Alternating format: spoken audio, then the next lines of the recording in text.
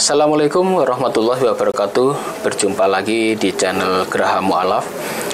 Dan rutin setiap malam Jumat kita akan membahas soal ilmu kristologi bersama Ustadz Menachem Ali. Assalamualaikum warahmatullahi wabarakatuh, Ustadz Menachem. Waalaikumsalam warahmatullahi wabarakatuh. Ini puasa udah mau menginjak minggu kedua ini. Gimana, masih sehat Pak Ali ya?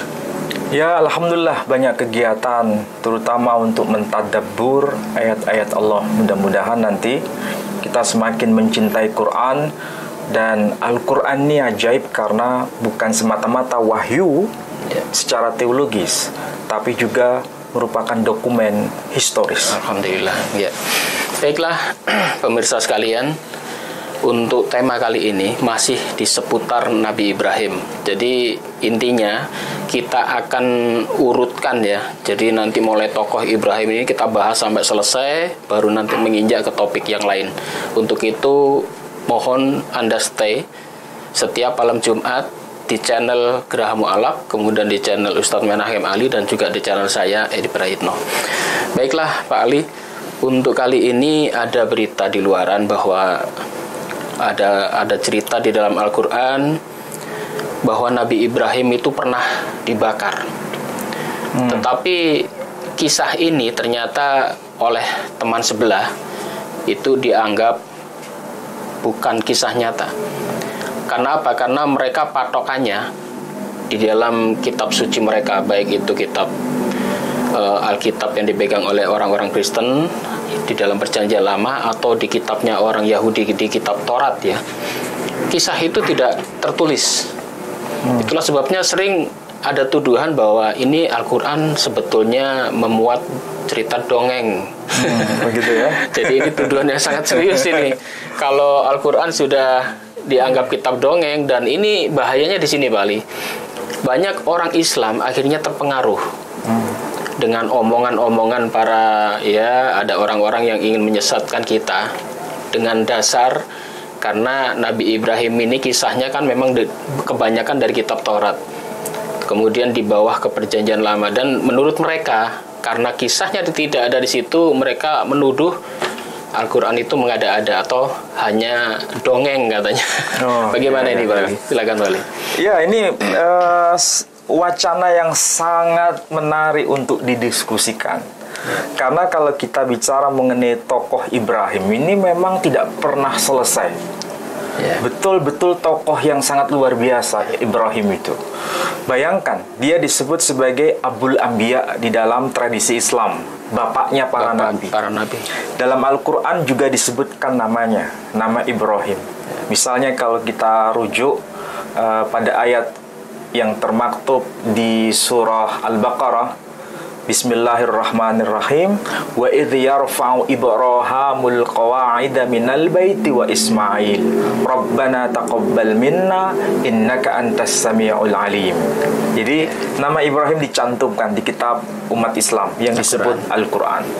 Kitab suci saudara kita kaum Kristiani, Perjanjian Baru, juga menyebutkan tokoh Ibrahim. Di Injil Matius misalnya, pasal pertama, ayat yang pertama disebutkan ketaba diliduteh Aiso de Masiho breh David breh Abraham.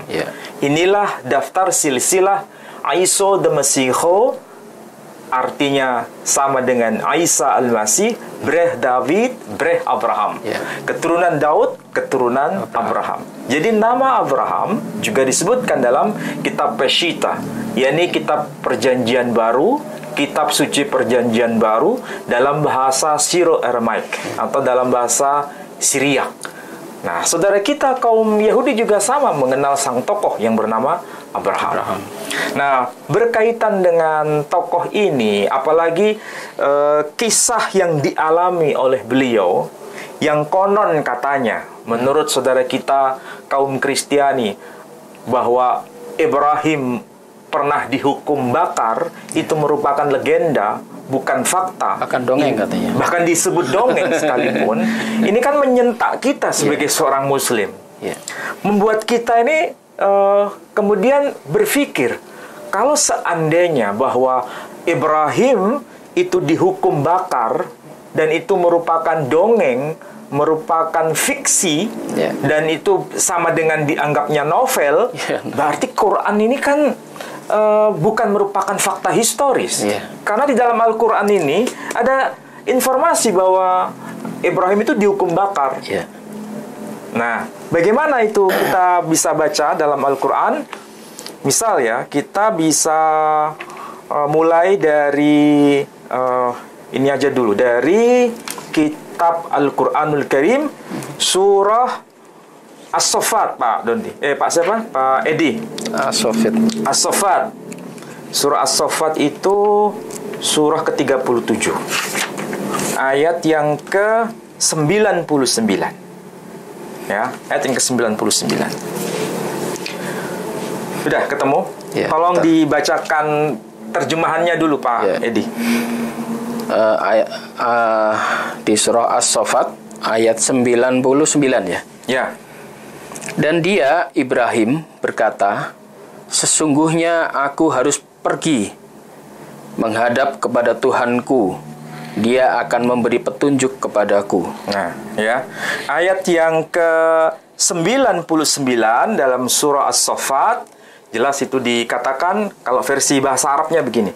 Bismillahirrahmanirrahim. Wa qala inni zahibun ila rabbi sayahdin. Wa qala, dan telah berkata, dia telah berkata, yakni Ibrahim telah berkata, inni zahibun, sesungguhnya aku ini orang yang akan pergi.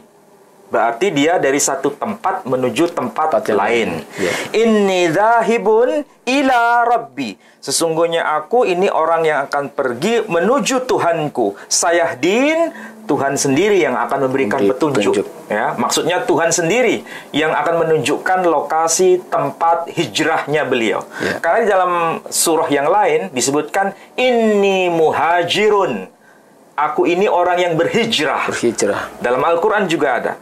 Berarti antara inni muhajirun dan inni zahibun maksudnya sama. Berarti dari satu lokasi ke lokasi lain. Ya. Ya, ini berkaitan dengan sang tokoh yang bernama Ibrahim. Ini memang Al-Quran ini menarik. Hanya dengan bahasa sederhana itu mengindikasikan ada peristiwa sebenarnya. Ya. Pertanyaannya, peristiwa apa yang menyebabkan dia harus pergi dari satu lokasi menuju lokasi lain sesuai petunjuk ilahi? Ya. Apa yang menyebabkan itu? Tragedi apa yang menyebabkan itu? Oh, Nah, di dalam Al-Quran itu ada sebenarnya isyarah ke sana. Kita bisa lihat misalnya surah Al-Anbiya. Surah Al-Anbiya. Ya. Surah Al-Anbiya itu, tapi sebelum saya bahas, saya lupa tadi Pak Edi. Saya mencoba untuk menelusuri dari tafsir yang ditulis oleh Imam At-Tabari mengenai ayat tadi. Surah As-Saffat, surah 37, ayat 99. Tafsir At-Tabari ketika menjelaskan ayat yang berbunyi, wa qala inni dzahibun ila rabbi sayahdin, yaqul. Di sini ada penyebutan apa? Inni muhajirun min sesungguhnya aku orang yang berhijrah dari apa? Dari negeri kaumku. Ilallah, menuju pada Allah. Ai ila ardil muqaddasah, menuju pada tanah yang disebut ard al-muqaddasah. Apa itu al-ard al-muqaddasah? Yakni ke lokasi yang disebut tanah suci. Di mana itu? Kanaan. Kanaan ya. Ya, jadi Kanaan. Jadi asalnya itu dari negeri kaumnya. Ya. Dan di dalam Al-Quran surah Al-Anbiya, surah Al-Anbiya itu surah yang ke-21. Di situ pada ayat yang ke-69 dikatakan begini. Qulna ya naru kuni bardan wa salaman ala Ibrahim. Kami berfirman, maksudnya Allah berfirman, ya naru, wahai api. Kuni bardan wasalaman ala Ibrahim. Wahai api, jadilah dingin dan jadilah keselamatan atas Ibrahim. Ini barangkali yang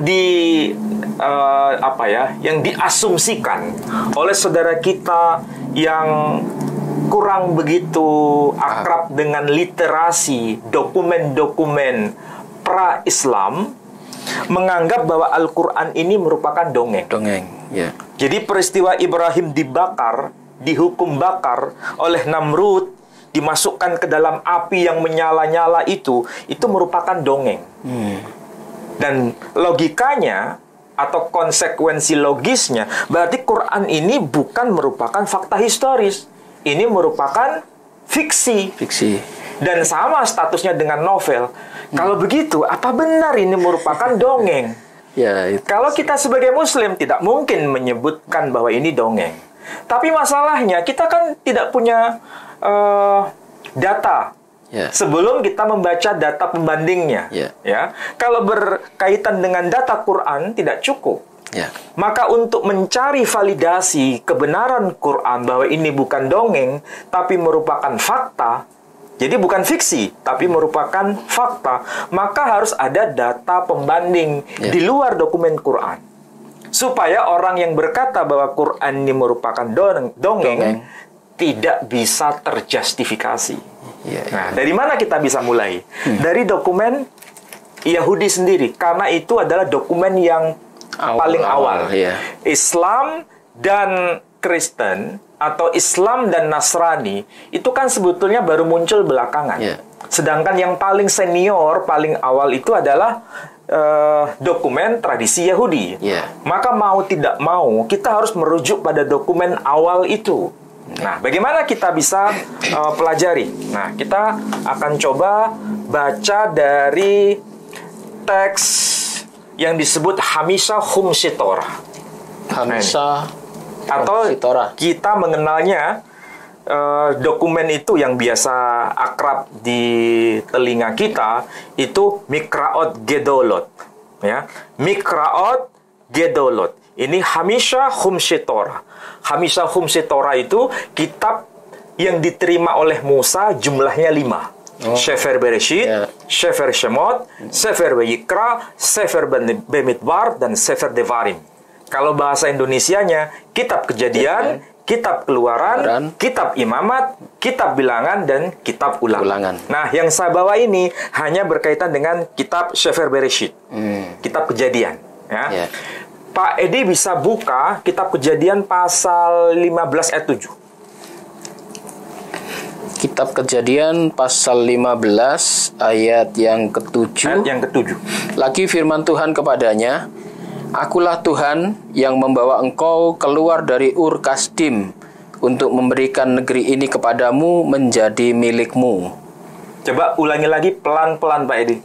Lagi firman Tuhan kepadanya, Akulah Tuhan yang membawa engkau keluar dari Ur Kasdim untuk memberikan negeri ini kepadamu menjadi milikmu.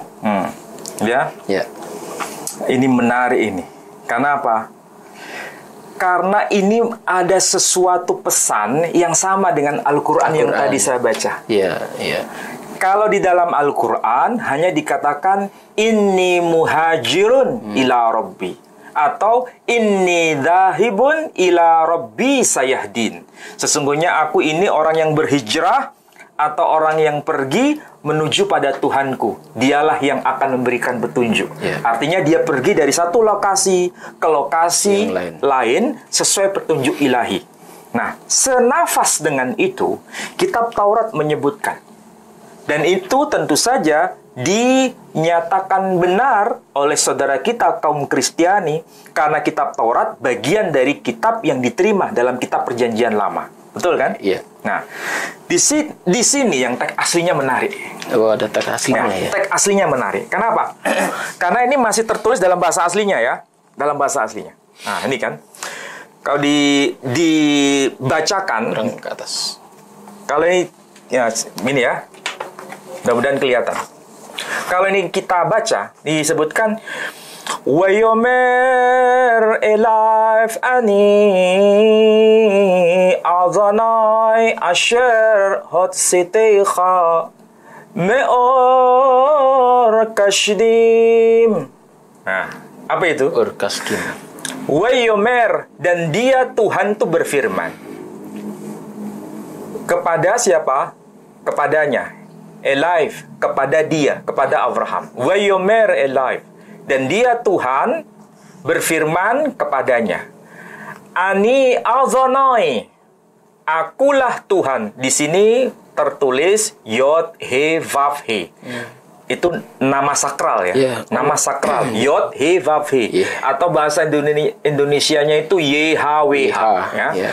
Ani azonai. Orang Yahudi membacanya Adonai. Tidak boleh dibaca sesuai dengan tulisan. Yeah. Karena ini terlalu suci. Diganti Adonai ya. Ya.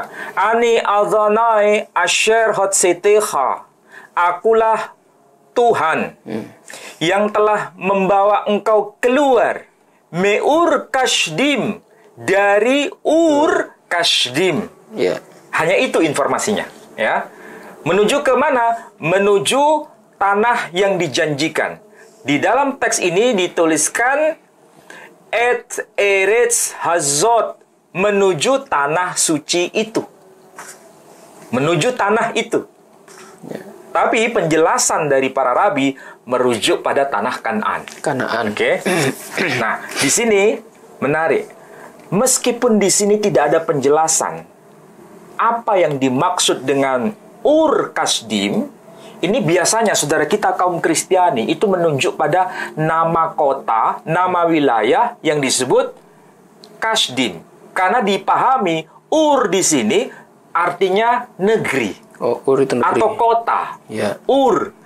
Tetapi pemahaman saudara kita kaum Kristiani, terutama dari kalangan Protestan, itu sebetulnya salah baca. Oh, digandeng itu dia. Seharusnya kalau disebutkan Ur itu bukan kota.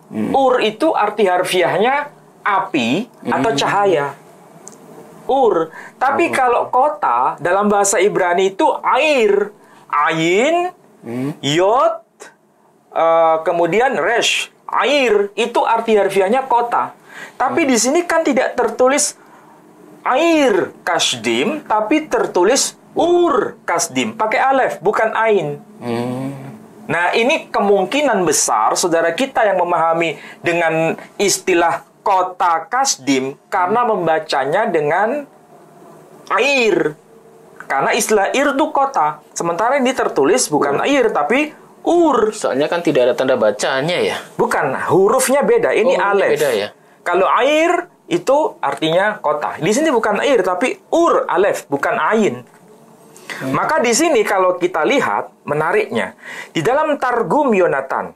Ini Targum yang disebut Targum Yonatan. Di apa itu ada informasi penjelasan yang semakin jelas apa yang dimaksud dengan Ur Kasdim. Di sini disebutkan ya, ada teksnya. Wa amar lah ani azonoi de efektak me'atun ura dekas dae. Maksudnya apa? Wa amar leh, dan Tuhan berfirman kepadanya, ani azonoi, akulah Tuhan. Maksudnya akulah Hashem, akulah yang maha kuasa. Akulah Tuhan. The afektak, yang telah membawa engkau keluar me'atun ora, dari tungku api. Di situ disebut tungku api ya. Jadi dalam bahasa Aramaik disebutkan me'atun nura, tungku api yang menyala-nyala. Dekasdai, dari tanah Kasdai atau tanah Kasdim. Jadi tungku api yang menyala-nyala dari kawasan Kasdim. Itulah yang dimaksud Ur Kasdim. Oh, begitu. Ini tradisi Yahudi. Jadi kalau begitu, api yang menyala-nyala, tungku api yang menyala-nyala disebutkan me'atun ura.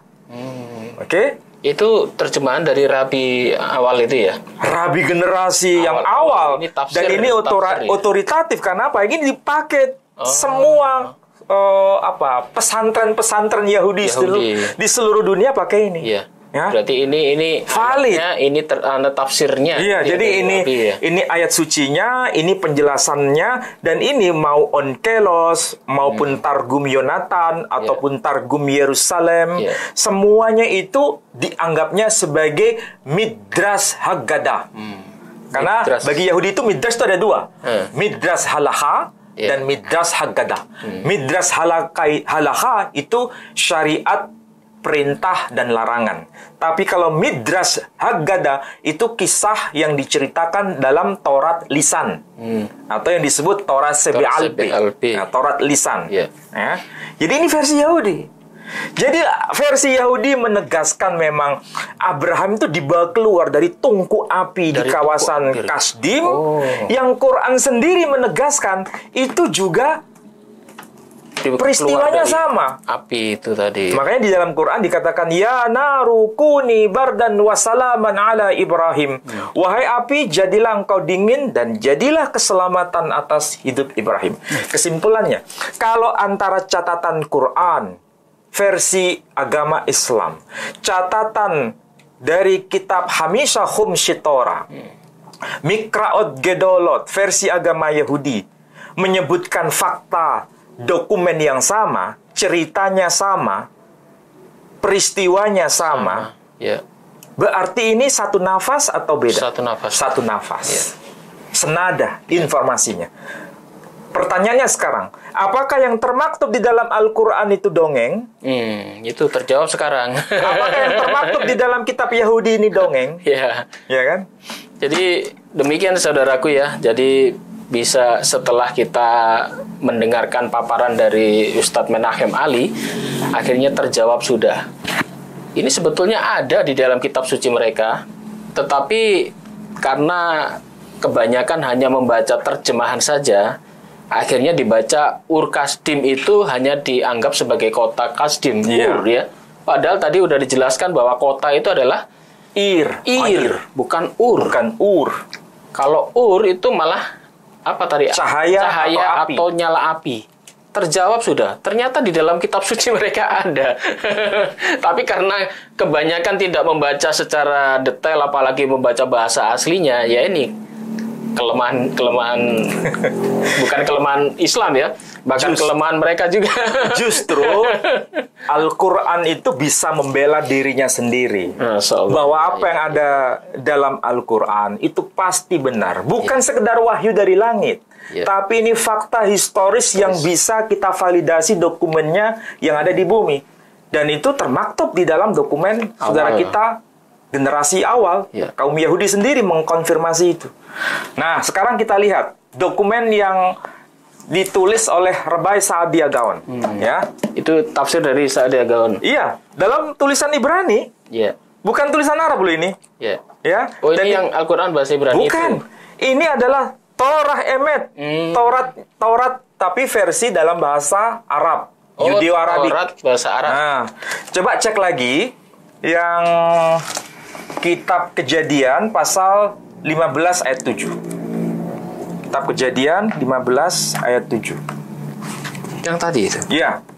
15 ayat 7. Kitab Kejadian pasal 15 ayat 7.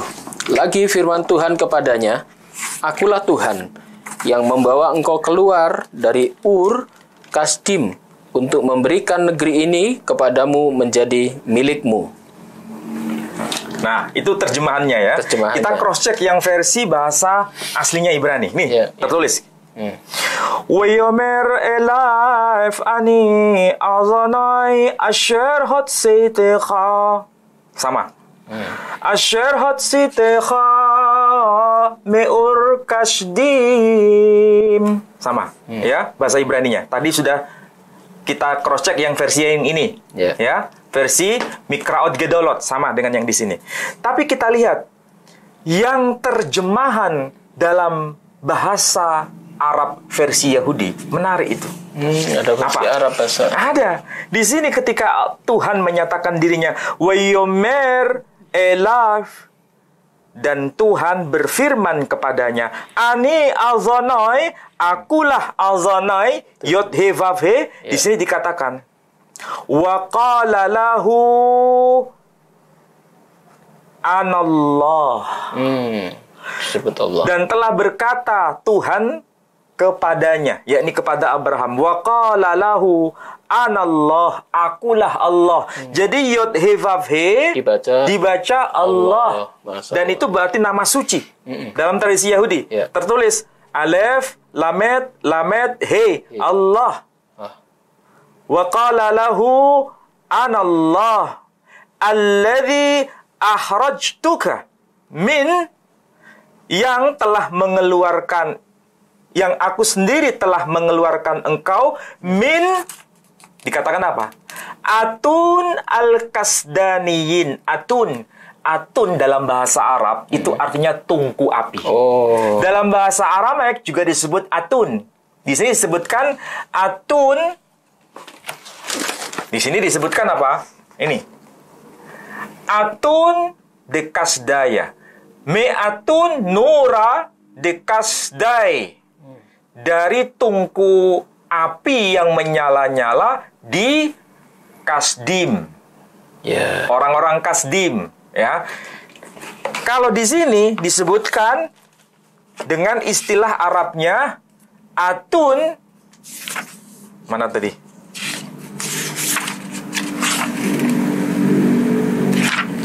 Nah, disebutkan alladzi akhrajtuka min, dan maksudnya yang telah mengeluarkan engkau, aku sendiri yang telah mengeluarkan engkau min, dari atun al-kasdaniyin, tungku api orang-orang Kasdim. Jadi kalau begitu, memang Ibrahim itu dihukum bakar. Sebagaimana yang dikatakan di sini. Nah, yang lebih aneh lagi, ini saya bawa dokumen versi Kristen. Versi Kristen. Tapi ini versi Kristen Arab. Ya, versi Kristen Arab. Tertulis Al-Mawsu'ah Al-Kanisiyah Tafsir Al-Ahdil Qadim Syarah Likulli Ayah Al-Juzul Awal Sifr Ta'win. Ini kalau maksudnya itu ensiklopedi gerejawi. Tafsir kitab perjanjian lama, komentar ayat per ayat. Juz yang pertama, jilid yang pertama, kitab kejadian, Sifr Ta'win, At-Ta'win. Nah, siapa ini yang terlukis di halaman ini? Ini kan paus dari gereja ortodok Koptik. Gereja ortodok, Pak. Ini bukan gereja Protestan. Ya. Kalau gereja Protestan punya kesimpulan lain, silahkan. Saya tidak ikut komentar. Tapi kalau kita merujuk pada dokumen ortodok Koptik di Mesir, ini namanya disebut Al-Baba Tuwadros Athani. Disebutkan Baba al-Iskandariyah Wabatrik, mana ini? Al-Markusiyah. Namanya, ini adalah pemimpin tertinggi dari gereja Al-Iskandariyah, gereja ortodok Koptik di Alexandria di Mesir. Dan ini adalah dari gereja Al-Markusiyah, gereja yang didirikan oleh Markus sendiri. Apa yang tertulis di sini? Ini menarik. Ketika mengomentari, ada ungkapan apa itu? Ur Kaldaniyin. Ya, Ur Kaldaniyin disebutkan. Ur maknaha nur au lahab. Artinya cahaya atau api yang menyala-nyala. Disebutkan api yang menyala-nyala au lahab. Makanya kita mengenal surah apa itu? Al-Lahab. Abu Lahab. Tabbat yada abi lahabi wa tab. Ma aghna anhu maluhu wa ma kasab ila akhirih. Ini bicara mengenai siapa itu? Abu Lahab. Lahab itu artinya api yang menyala-nyala. Jadi Ur Kasdim, kalau bahasa Arabnya Ur al-Kasdaniyin, dimaknai atau diberikan pemahaman, penerjemahan Ur maknaha nur au lahab. Wahia Madinah sakanaha al-Kaldaniyun. Di kota inilah tinggal orang-orang Kaldea. Jelas di sini. Ini gereja apa? Gereja Ortodoks Koptik. Masalahnya, kalau Yahudi mengakui bahwa Abraham itu dihukum bakar di api yang menyala-nyala. Quran menyebutkan bahwa Ibrahim dihukum di api yang menyala-nyala. Sementara Kristen Ortodoks Koptik juga mengatakan itu adalah api yang menyala-nyala. Bagaimana mungkin ada orang yang berkata bahwa Quran itu dongeng? Iya. Jadi sebetulnya, apakah dokumen ortodok itu dongeng? Apakah Quran itu dongeng? Apakah dokumen Yahudi itu dongeng? Ortodok Koptik itu lebih kuno dibanding mereka-mereka yang baru muncul pada era abad pertengahan. Gereja Protestan itu kan muncul pada era pertengahan, abad pertengahan, tahun 1500-an ya. 44 berapa gitu. Yang jelas itu abad pertengahan. Bagaimana mungkin bisa membantah dokumen yang lebih awal seperti ini? Ini bukan hanya dokumen Yahudi, dokumen Kristen juga menyebutkan hal yang sama. Cuma masalahnya pernah nggak membaca dokumen ini? Ini kan dokumen dari Gereja Ortodoks Koptik. Dan yang memvalidasi adalah Al-Baba Tawadrus As-Sani. Ini fakta real. Jadi bagaimana mungkin dianggap itu sebagai dongeng Quran itu? Saya berkata begini, supaya kita ini kalau berbicara itu berdasarkan fakta dasar, ada data yang bisa kita validasi. Kalau seandainya kita hanya membicarakan Quran saja, orang boleh berkata, itu kata Quran. Saya tidak percaya dengan Quran. Tapi ketika orang itu disodorkan dengan dokumen data Yahudi, bagaimana mungkin bisa dibantah? Apalagi dokumen dari Gereja Ortodoks Koptik. Bagaimana mungkin bisa dibantah? Apakah mungkin berkata, dokumen Gereja Ortodoks Koptik dipengaruhi Islam? Nggak mungkin. Dokumen Yahudi ini dipengaruhi Islam? Nggak mungkin itu. Kan tidak mungkin. Islam itu baru muncul setelah adanya Ortodoks Koptik.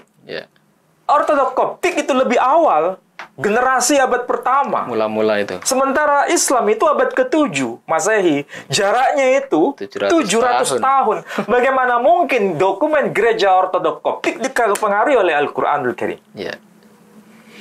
Ya kan? Saya kira itu jawaban yang bisa saya sampaikan. Alhamdulillah ya, saudara-saudaraku, sudah terjawab, sudah kesangsian dari tuduhan. Sekaligus ini adalah menjawab tuduhan bahwa kisah Nabi Ibrahim yang dibakar itu hanyalah sebuah dongeng semata. Ini banyak ya, banyak tuduhan-tuduhan semacam itu. Dan sayangnya, banyak orang muslim nggak bisa jawab. Hanya pokoknya katanya Al-Quran. Mentok di situ. Karena apa? Karena mereka nggak percaya dengan Al-Quran. Kalau mereka orang Kristen ataupun orang Yahudi, kalau berkata bahwa Al-Quran itu kisah Nabi Ibrahim dibakar itu adalah dongeng, Pak Ali sudah tunjukkan bukti-buktinya ini. Kalau Anda seorang pendeta sekalipun, kemungkin Anda belum baca kitab-kitab ini. Jadi Anda main tuduh sembarangan. Tetapi setelah ditunjukkan fakta-fakta ini, apakah Anda masih bisa menjawab kalau itu hanya dongeng? Ya, kita kembalikan pada pemirsa, Pak Ali, biar mereka yang menilai sendiri bagaimana ini. Tetapi yang jelas, ini fakta, sudah dipaparkan bukti-buktinya. Semoga ini bisa mencerahkan kalian. Ini adalah ilmu yang sangat bermanfaat, dan kemungkinan tidak banyak orang yang bercerita semacam ini ya. Bahkan pendeta-pendeta mereka pun kemungkinan juga belum membaca ayat-ayat ini. Bahkan mungkin hanya menafsir bahwa Ur-Kasdim itu adalah sebuah nama kota. Nama kota Kasdim. Nama kota Kasdim. Ur itu diartikan sebagai kota. Padahal salah. Ya. Tadi udah diuraikan, ternyata itu adalah nyala api. Masya Allah. Berarti Nabi Ibrahim dibakar dalam kisah Al-Quran itu dibenarkan oleh kitab-kitab yang terdahulu. Berarti ini fakta. Fakta sejarah menulis, fakta Alkitab menulis, dan Al-Quran sebagai wahyu Allah lebih mantap lagi, Pak Ali. Ini dokumen jauh-jauh dari Mesir harus terbang menuju Indonesia, Pak. Karena memang ini luar biasa dokumen. Saya sebetulnya dulu pesimis. seakan-akan apa yang dikatakan Quran itu hanya bisa divalidasi dokumen Yahudi. Ya. Apakah semua dokumen Kristen itu memang mengingkari bahwa Abraham itu dihukum bakar? Ya. Awalnya saya punya pemahaman begitu. Tapi dengan dokumen ini saya baru Lebih terbuka. mantap lagi. Ternyata bukan semua dokumen Kristen mengatakan demikian. Ya. Hanya sebagian. Sebagian mengatakan iya benar, sebagian kecil yang menolak. Ya. Dan itu pun dokumen setelah abad pertengahan, yang modern. Sementara dokumen kuno, dokumen purba, senafas, sejajar dengan informasi Quran dan informasi dokumen Yahudi. Masya Allah, iya. Ini buku sangat bermanfaat sekali. Jadi sudah bisa menjawab semua tuduhan ya. Jadi demikian saudara-saudaraku, tetap Anda simak di Geraha Mu'alaf, kajian soal ilmu Kristologi, Islamologi, dan Yahudologi. Lengkap ini nanti ya, kita bahas habis mulai Ibrahim sampai anak cucunya, mungkin sampai ke kerajaan Israel dan sebagainya. Yang jelas, tolong Anda dukung yayasan kami, Pembina Mu'alaf At-Tauhid. Saat ini masih dalam taraf pembangunan pondok pesantren di Jombang. Tolong dukung kami dengan memberikan wakaf terbaik Anda untuk pembebasan lahan ya, untuk pembebasan lahan yang saat ini masih terkendala, belum lunas. Dan juga masjidnya, kita sudah dengan Pak Ali udah ke sana, masjidnya juga berhenti karena dananya kurang. Untuk itu tolong Anda yang mempunyai kelebihan rezeki bisa Anda kirimkan kepada rekening di Bank Syariah Indonesia di nomor rekening 11188899971 atas nama Yayasan Pembina Mu'alaf At-Tauhid Jawa Timur. Dan semoga amal perbuatan kita dibalas oleh Allah Subhanahu wa taala. Demikian Pak Ali, mungkin Pak Ali mau penutup, silakan Pak Ali. Saya kira sudah kita ketahui bersama bahwa apa yang tercatat di dalam Al-Qur'an itu bukan sekedar dokumen teologis. Bukan sekedar wahyu dari langit atau doktrin semata-mata, tapi sekaligus dokumen historis. Dokumen yang sifatnya itu menyejarah. Bisa dibuktikan dengan fakta dokumen-dokumen sebagai validitasnya. Dan itu bukan dokumen dari versi Islam, tapi dokumen di luar dokumen Islam.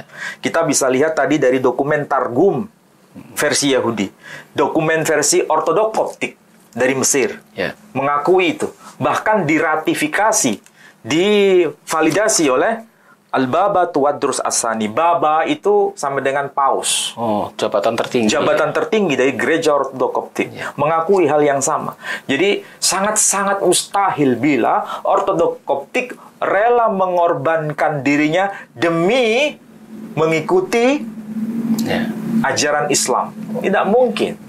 Terpengaruh dengan ajaran Islam. Juga tidak mungkin. Tapi justru mengkonfirmasi apa yang dikatakan dalam Al-Quran itu memang tidak bertentangan dengan dokumen era pra-Islam. Saya kira demikian. Baik saudaraku, cukup sekian ya perjumpaan kita kali ini, dan tolong dukung kita. Dan tolong Anda pertahankan, lihat tontonan kita setiap malam Jumat di channel Geraha Mu'alaf, di channel Ustadz Menachem Ali, dan juga di channel saya, Edi Praitno. Demikian, mohon maaf jika ada salah kata. Wabillahi taufiq wal hidayah. Wassalamualaikum warahmatullahi wabarakatuh. Waalaikumsalam warahmatullahi wabarakatuh.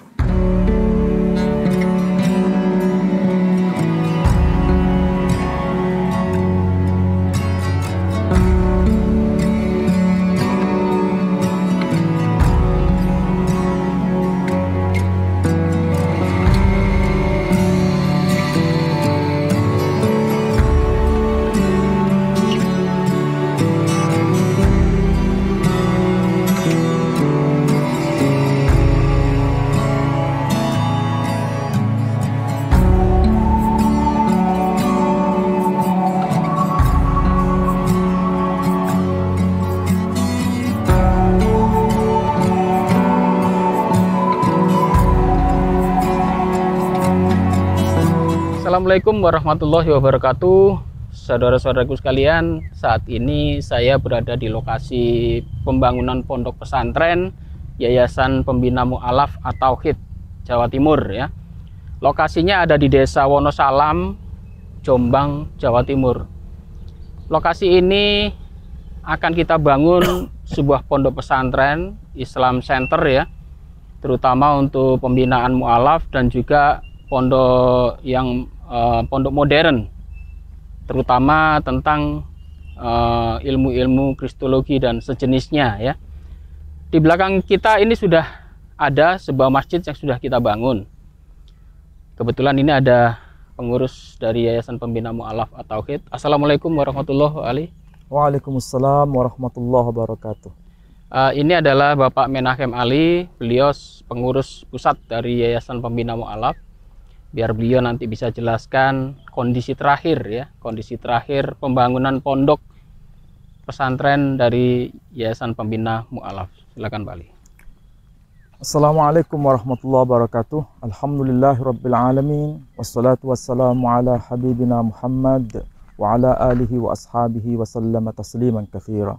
Asyhadu an la ilaha illallah wahdahu la syarikalah wa asyhadu anna Muhammadan abduhu wa rasuluh la nabiyya ba'dah. Kita panjatkan pujian dan syukur kita kehadirat Allah Subhanahu wa taala, dan pada pagi ini saya, pembina Geraha Mu'alaf atau Yayasan Pembina Mu'alaf At-Tauhid, berada di kawasan Wonosalam, Jombang. Dan kebetulan saudara-saudara, di belakang kita ada bangunan masjid yang belum selesai. Kenapa belum selesai? Karena kita kendala dana. Pembangunan masjid ini berhenti secara total sekitar 8 bulan. Kalau misalnya bangunan ini naik ke atas, kita rancang dana yang dibutuhkan sekitar 250 juta atau 300 juta. Berarti bangunan ini masih belum layak untuk ditempati sebagai sarana ibadah. Tapi saudara-saudara sudah bisa lihat dengan adanya donatur yang cukup intensif untuk memberikan sebagian harta yang disodakohkan kepada Yayasan Geraha Mu'alaf atau Yayasan Pembina Mu'alaf At-Tauhid, sangat berperan penting dalam rangka merampungkan masjid ini. Mudah-mudahan kalau saudara-saudara punya rezeki yang banyak, bisa diberikan kepada sumbangan masjid ini.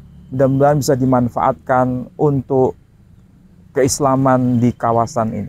Saudara-saudara, selain bicara mengenai masjid ini, kita juga sudah membebaskan 1 hektar lebih, dan itu sudah lunas. Yang belum adalah 2 hektar. 2 hektar ini masih berada di kawasan ini dan kita harus merampungkannya. Jadi saudara-saudara, kami meminta dan memohon kepada saudara-saudara yang punya kelebihan harta untuk bisa memberikan kepercayaan kepada kami dalam mengelola harta saudara-saudara yang diinfakkan di jalan Allah Subhanahu wa taala, supaya bisa membebaskan tanah ini secara keseluruhan, 2 hektar yang belum selesai, dan pembangunan masjid ini yang kira-kira butuh dana sekitar 300 jutaan sampai rampung. Mudah-mudahan dengan apa yang sudah saya sampaikan ini, saudara-saudara tergerak untuk memberikan infaknya kepada kami, dan insya Allah kami amanah untuk menunaikan itu semua. Saya kira demikian. Wassalamualaikum warahmatullahi wabarakatuh.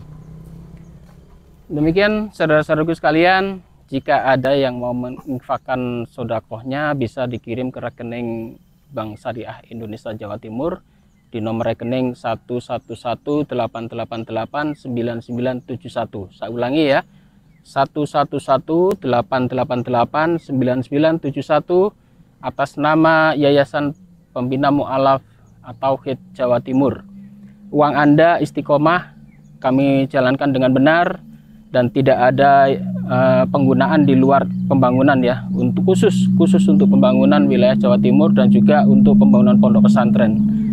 Tolong gerakan ini didukung, dan untuk saudara-saudaraku yang sudah menginfakkan, yang sudah berdonasi, uang bapak-bapak, uang ibu-ibu semua sudah kami jalankan sebetulnya, tetapi untuk mengangsur tanah waktu itu. Jadi pembangunan masjid ini akhirnya berhenti.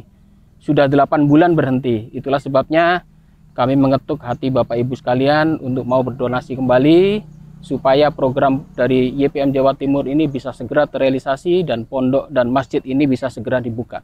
Terima kasih Pak Ali. Sama-sama. Assalamualaikum warahmatullahi wabarakatuh. Waalaikumsalam warahmatullahi wabarakatuh.